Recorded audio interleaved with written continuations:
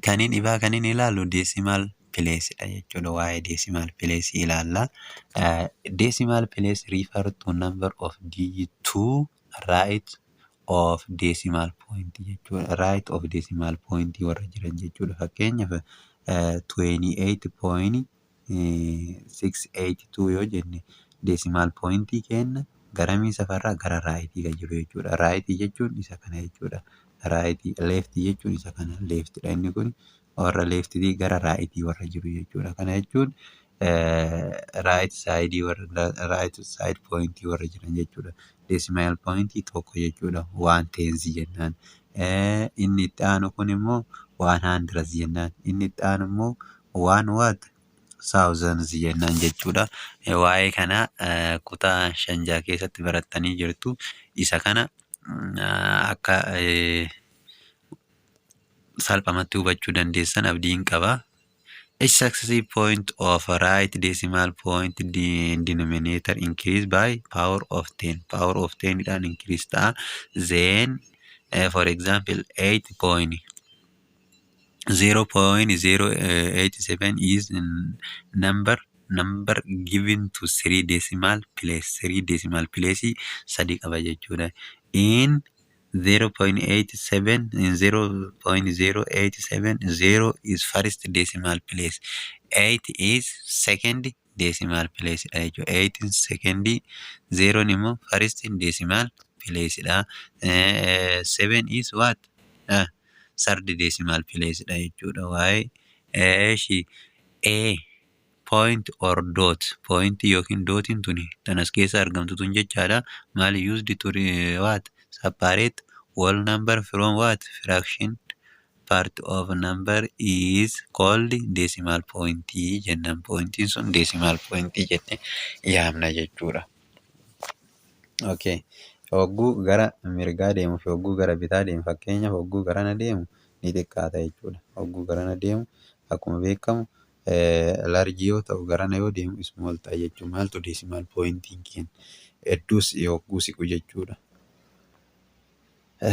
Isa kanarraa kaanee haala gadii kanaan waa'ee decimal pointii ibsina jechuudha. To express the value of n is decimal place, look at the value of n plus 1 the digit as stated as the following rule jedha. If n plus 1 the digit is 4 or less than isa sayyoo ta'e jedha. Unchanged ta'a. Fakkeenyaaf lakkoofsi tokko akkana haa jennuuni. Lakkoofsa beekamaadha. 8.4 yoo jenne decimal pointii kana approximate godhii gara olitti yoo jenne 8.0 jennaan jechuudha. Maali? Isiin kun hin siqu garas jijjiirra jechuudha. Fakkeenyaaf kunoo isa kana hordofna 2 decimal pointitti jijjiiri. Inni kun maal jedhaa? Gara 1 decimal pointitti jijjiiri yoo kan hin jedhu taate maal jennaan jechaadha. 1 decimal pointiin kenna asirraa kunoo 6 waan ta'eef kan itti aanu ilaalla jechuudha. Kan itti aanu 1 decimal pointiin kenna 6 waan ta'eef kan itti aanu ilaalla. Kan itti aanu hogguu ilaallu 4. 4 meeqa? 4 5 gadi moo 5 oli? 5 gadi waan ta'eef kanaafuu n plus 1 z waan ta'eef n'n kenna 4 waan ta'eef 4 plus 1 yoo ta'e 5 ta'a waan ta'eef hin jijjiiramu. Kanaafuu maal ta'a? Akkasumaan ta'a jechuudha. Isa kanatti jijjiirama jechuudha. Kanin biraa immoo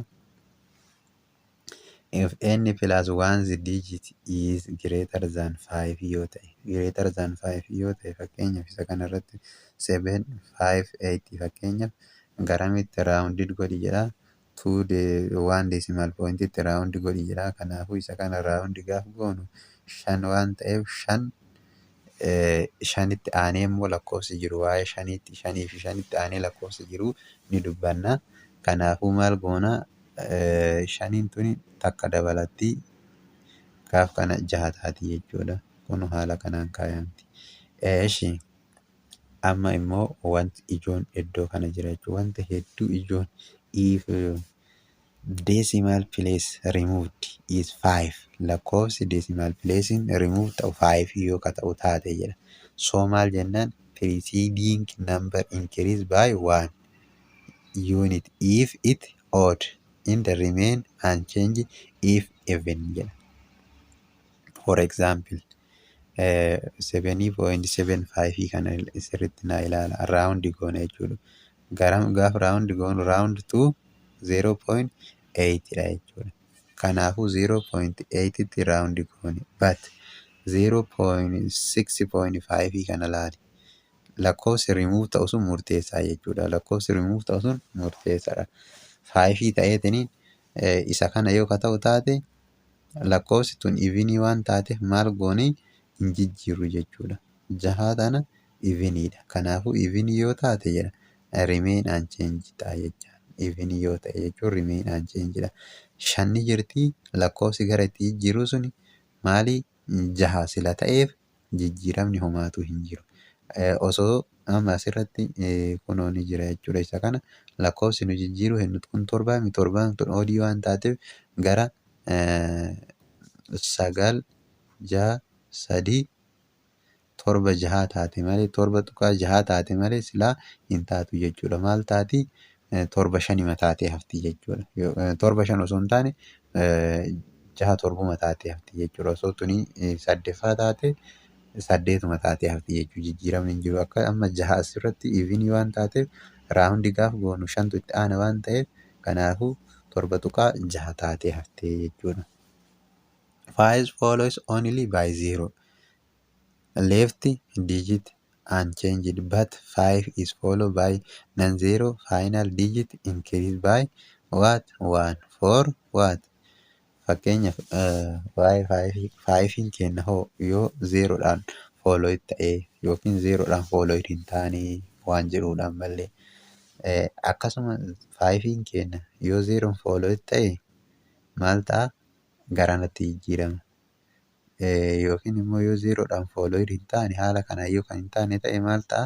Takka ni eda'a jechuudha. Ammallee garaagarummaan jiru 5 ta'eetu ta'ee da'u jira jechuudha. Fakkeenyaaf lakkoofsi 5 boodan yoo ka jiraatu taate 7 ta'a jechuudha. Kanaafuu yoo lakkoofsi hin jiraatin 0 yoo ta'e unchanged ta'eetiniin hafa jechuudha.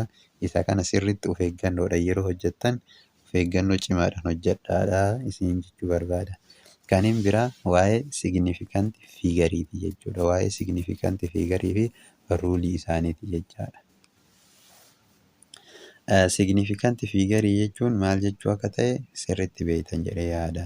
Those digits that correctly indicate precision of measurement jechuudha. Waa'ee precision of measurement indicate gochuudhaaf baay'ee nu barbaachisa jechuudha. So significant figure show both limit of accuracy and where uncertainty is beginning.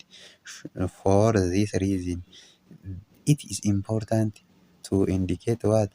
Margin of error measurement by clearly indicating a number of significant figures which are meaningful digits in measuring or calculating quantity. It may be noted that measurements that were taken by 5 students in table 1.3 agree with first 3 digits 2.5 they different only in fourth digit of an malta difference qaban. The last digit scientific measurement is usually regarded as uncertainty. Inni dhumaa suni maali? The lasting maali digitiin sun uncertainty dha jechuudha. All digit known with certain plus 1 of uncertainty value called significant figure jettaan jechuudha. All digit known as it is said certain plus 1 uncertainty value are called what jennaan? Significant figure jennaan. Measurement in table point 1.3 have 4 significant what figure jedha. 4 significant figure qaba. In other words, when we are quite sure that the length of table is what? 2.5 or 2.15 meter, 2.16 meter, our best estimate including uncertainty digit is average value. Uncertainty digitiin kenna haala kana jechuudha. Average value isaa isa kana. Kana signifikantii meeqa qaba? 4 qaba jechuudha. Signifikantii yoo waa'ee signifikantii yoo haasa'u lakkoofsa jiru guutuu isaa ni lakkoofna jechuudha. Ruulii isaa gara gadiitti ilaallee garuu ruulii isaa keessaa baasuun dirqama jechuudha. The last digit of significant figure uncertainty reflect limit of uncertainty ibsa jechuudha. Inni dhuma limit of uncertainty ibsa. Following ruulii sadan asii gadii kana ilaalla jechuudha. Significant figure beekuudhaaf yookiin significant figure ibsuudhaaf kun significant figure kun significant figure miti jennee beekuudhaaf jalqaba irratti if zero preceding first non digits they are not significant. Zeroon yoo first precede non zero digital or digit yoo kan dhuftu taate maal jennaan? Significant figure miti not significant jennaan. Fakkeenyaaf inni tun zeeroon afran fuuldura jirtu tuni maali? Signifikantii miti jechuudha. Kanaafuu maali? Meeqa qaba? Signifikantii 2 qaba jechuudha. Sababni isaa zeeroon tuni zeeroo preceding first non digit of non digit yoo dhufte significant figure miti jennee ibsinee jirra. Okay, asitti illee isii kana waan signifikantii qabdi jechuudha. Kanaafuu zeeroon tuni signifikantii keessatti hin lakkaa'amtu. Kan biraa immoo if the zero are between non digits are they are significant jechuudha. Zeeroon maal gidduu jirtu? Kan lakkoofsa non zero digitii gidduu jirtu significantidha. Fakkeenyaaf zeeroon as biraa tuni signifikantii jechuudha. Sababa saniifuu signifikantii meeqa qaba? 4 qaba jechuudha. Signifikantii 4 qaba jechuudha. Inni kun zeeroon ishiin ala jirtu tuni immoo hin lakkaa'amtu jechuudha. Okay. The other one is if what? If jedhee jira asirratti if zero follow non zero digit there are ambiguity if no decimal point given for example 200 centimeter cube isa kana yoo decimal point wayii hin jiraanne 200 pointiin akkanaa yoo ka jiraatu taate amma kun for significant jechuudha. Garuu kun ambiguity jennaan jechuudha. Shakkisiisaa mamsiisaa jechuudha ambiguity. Kanaafuu decimal significant jechuu hin dandeenyu jechuudha. Kanaafuu haala hedduun barreessuu waan dandeenyus ambiguity jennaan. Hangana significant kan hangana jenneetini kaa'uu sila hin dandeenye jechuudha. Okay, kana fakkaata inni kun non zero are digit non zero digit are always what? Significant jecha. Non zero warri ta'an yeroo kamiyyuu significantidha. Fakkeenyaaf 388 yoo ka jennu taate kunis signifikantii meeqa qaba? 3 qaba jechuudha. Yeroo kamiyyuu non zero warri ta'an signifikantii jechuudha. Kan inni baame fakkeenya kana haa ilaallu. Fakkeenya kana irraa how many significant figure are there jedha. Amma asirratti zeeroon jalqabaatuun hin dalagamtu jechuudha. Sanaas lakkoofna jechuudha. 4 8 0 2 kanaafuu 4 jennaan jechuudha. Ishee kanaan foorima jennaan jechuudha. 4 jechuudha. Ishee kanaanoo ambiguity jennaan jechuudha. Haala garaagaraatiin barreessuu dandeenya. Isa kana 5 tuqaa 2 tokko tens the power of what jechuu ni dandeenya. Tens the power of 3 jechuu ni dandeenya. Kanaafuu yeroo kana 3 ta'a jechuudha. Kanaafuu ambiguity jennaan jechuudha. Yoo barbaanne takka asirraa balleessineetiin yoo barbaanne immoo 5 tuqaa 2 0 tokko 0 0 jennee tens the power of 3 jechuu dandeenya waan ta'eef kanaafuu kun dhaabbatummaa hin qabu ambiguity jennaan jechuudha. Isa siitiin haala kanaan hojjetama. 8 significant figure jedha. Isa lammaffaan kun jechuun isa kana argite isa kana irratti direct hunduma isaa lakkoofna jechuudha. 1 2 3 4 garana warri jiran kun 5 garana warri jiran 3 kanaafuu 8 significant figure jechuudha. Inni kun inni lammaffaa kun jechaadha. Isa kana fakkaata jechuudha waa'ee significantii. Amma kan inni itti haalu scientific notationidha. Waa'ee scientific notationii maaliif barbaachisaa? The ambiguity in significant figure can be avoided by what? Expressing the measurement in what? Scientific notation. Scientific notation jechuun 1 times the power of -9 wantoota akkanaa kana jechuudha. 3.1 times the power of what? 6 kunniin jechuun scientific notation jechuudha. Waa'ee scientific notation haala kanaan ibsina. Maaliif ambiguity wantoota salphisuudhaaf jecha maal goona haala kanaan barreessina jechuudha. Scientific notation warri jedhama. Fakkeenyaaf lakkoofsa dheeraa kana jechuun barreessuun hin danda'amu. Akkatti lakkoofsa kana barreessuun baay'ee nama nuffisiisa waan ta'eef isa kana barreessuudhaaf salphumatti maal jenna akkas deemnee 0 3tu jira asiin kan jira 0 jira 0 irratti takka yoo idaanu 0 jira 0 irratti takka yoo idaanu 7 9 tuqaa takka 10 power minus 7 jenneetiin hin kenna jechuudha. Wantoota akkanaa kana akkamitti salphumatti kaa'uu dandeenya lakkoofsa biroo guddaa kana fa'a haala salphaa siistemaatikaalii haala salphaadhaan kaa'uudhaaf maal gochuu qabna gadi buusneetiin hin kaa'uu qabna. Kanaafuu saayintifik nooteeshiniin hedduu nu barbaachisa jechuudha. Waa'ee saayintifik nooteeshinii kana yoo ibsinu namoonni tokko tokko barreessuudhaaf ni rakkatu. Isa kana haala kanaan barreessina. A tens the power times A tens the power of B yoo jennu A is what? Decimal numberidha. Between what? 1 up to 10 kan jiru. But not equals to 10. 10 ta'uu hin danda'u jechuudha. We know digit term B immoo positive or negative ta'uu danda'a. Integer or 0 ta'uu danda'a. Negativeidha yookiin positive integer ta'uu danda'a. Kanaafuu maal goona called exponent jennaan. Isa saniin exponent jennaan. To express a number of scientific notation, the number place you must move from decimal point in order to get A between 1 up to 10 argachuudhaaf maal gochuu qabna? Moving decimal point right gara mirgaa yoo adeemtu taate decimal point keenya gara mirgaa yoo adeemtu taate lakkoofsi wayii sii kenname maal goona? If less than what? Less than 1 indicate negative component jechuudha. Negative component argisiisa jechuudha. Moving decimal point to what? To the left. If number is greater than 1 indicate positive exponent argisiisa jechuudha. Kun asirra ilaaluu dandeenya jechuudha. Amma isa kana akkatti deemta. Gara maalii deemta? Gara left deemta jechuudha. Kanaafuu 7.5 tens the power of maal jennaan? Tens the power of 0 baay'inni 0 kenna lakkoofni asitti kaa'u jechuudha. Tens the power of 0 kenna meeqa? 0 kenna 5 takka irratti idaana. Tens the power of 5 ta'a 6 ta'a jechuudha. Kan itti aanullee haaluma kanaan hojjenna. Kun amma fakkeenyaaf garana deema jechuudha. Decimal point kenna mirgatti oofna. Akkatti gara mirgaatitti oofna jechuudha.